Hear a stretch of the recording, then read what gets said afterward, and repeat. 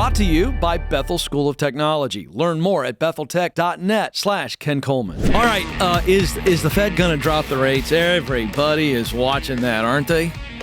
I mean, everybody's going, what's going on, man? I just realized I went into a drunk Bill Clinton voice there. Hey, Jerome. Hey, it's Bill.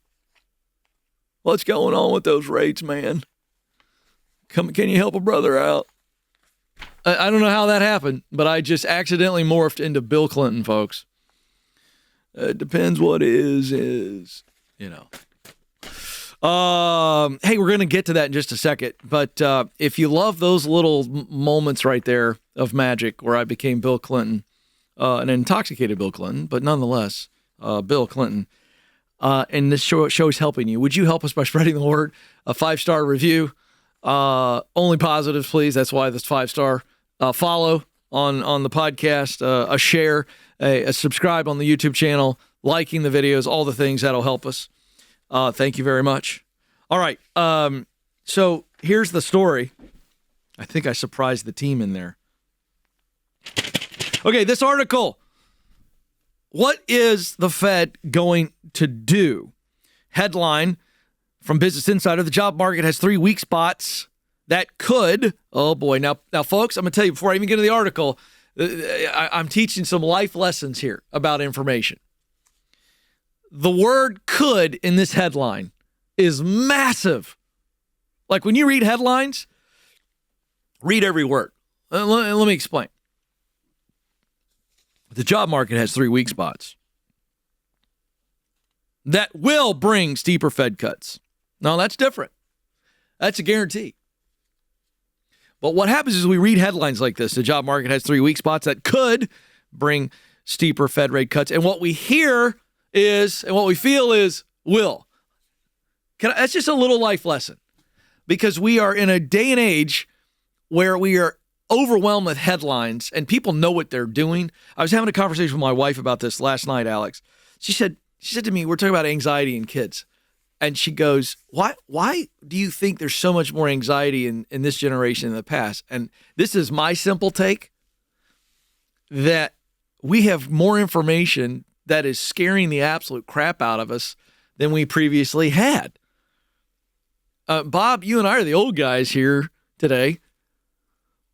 When I was growing up, we didn't have car seats.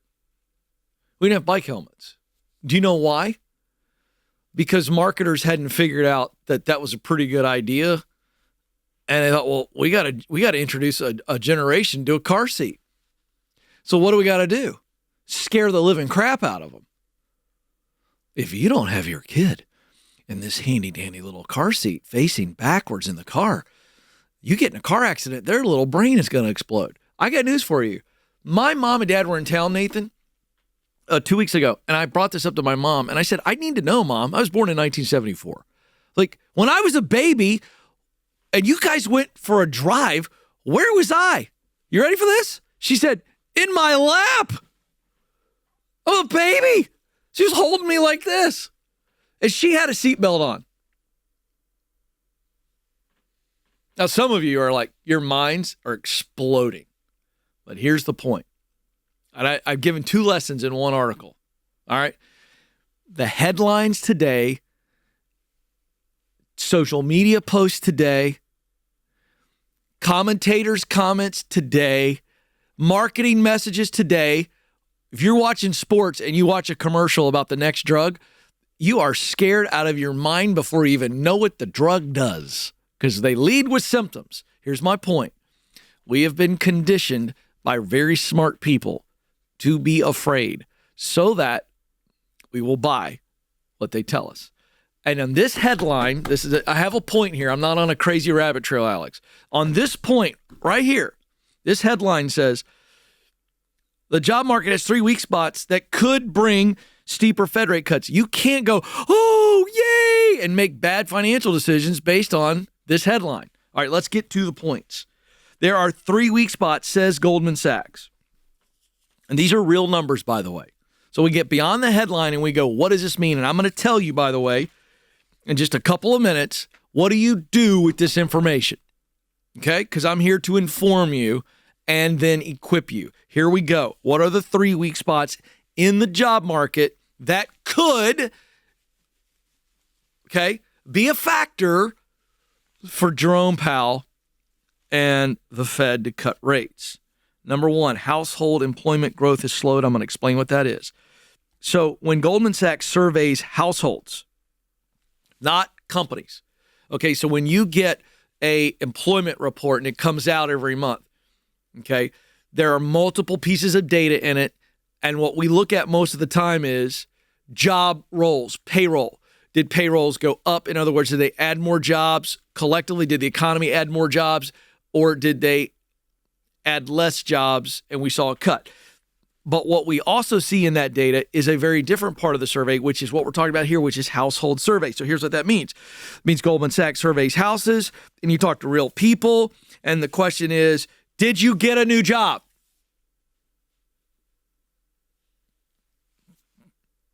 And so the number of new jobs, according to real people, real families, real members of this American economy, is falling behind.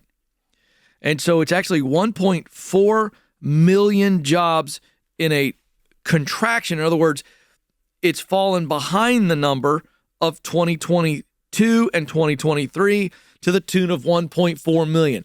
That is a legitimate cause for concern. In other words, when we survey actual households, people are saying, no, I haven't gotten employed. I've not added a new job. No. And then this is very interesting. Employment is falling. The employment rate is falling among 16 to 24-year-olds. That is concerning to me. Now, that is normally a volatile demographic. Obviously, we're talking about 16-year-olds. So my son just started working at a local joint restaurant. And, you know, he said he's already seen 3 or 4 people come and go in his first 2 weeks. You know, 16 to 24-year-olds, I mean, come on. Changing ideas all the time. They don't have a great work ethic sometimes. It is what it is. Now, you look at that 22 to 24-year-old age demographic, and that is concerning because theoretically, a lot of those people should be coming out of college. All right, well, let's keep moving. Second issue, unemployment rate is climbing. While we're still at a very low unemployment rate, we're at 4%, folks. That's up over the 3.6. Look, Jerome Powell said this when he first started raising rates 2 years ago. We want to see the unemployment rate go up a little bit. That will affect overall spending and thus cool inflation. So not a real surprise here, but the 3-month average of the employment rate unemployment rate has climbed 4 percentage points. Number 3, the hiring rate, this is companies that are hiring, has fallen back to the pre-pandemic trend. This is also a concerning sign. The 3-month moving average of the hiring rate has fallen to its lowest level since pre-pandemic. And hiring intentions, in other words, companies saying we plan to hire, those numbers have fallen 8% since the same time last year. What does that mean? The job market is in fact softening, and you only have 10 to 15% of new labor market entrants are finding a job. So this is also concerning. So these are people coming out of college. You're talking about only 10 to 15% are getting something, as they say, I'm in. So what does that mean? Companies aren't hiring as much. And so you want to pay attention to that. Does that have some recessionary flags to it? Yes, not guaranteed. We're in a presidential election. That's interesting. Here's the deal. Nobody really knows where this job economy is going. But with a couple of things like this, these 3 signs, you could see a very softening labor market. So what does that mean to you? Especially if you're switching or you're coming out. I'm going to give you 2 specific things you got to do. Number 1, you've got to use my proximity principle. It says in order to do what I want to do, I've got to be around people that are doing it and in places where it's happening. In other words, the more I connect in the area I want to be with people, the more opportunities will come my way. If you are going to be a lone ranger and sit at home and fire resumes all day long, you are basically spitting into the wind. You're playing the lottery. The second thing you got to do, I would be considering right now multiple sources of income. If the job market contracts and you start to see layoffs, which you could, what do? I think multiple streams of income right now is the way to go. To get a 6-month emergency fund is what I would be sitting on right now at a minimum. and multiple streams of income so that I am flexible and I'm not worried about survival. So there you go, straight from the horse's mouth. That's what I think. I don't think it has to be panic. And I think some of this is going to happen before we see rates drop.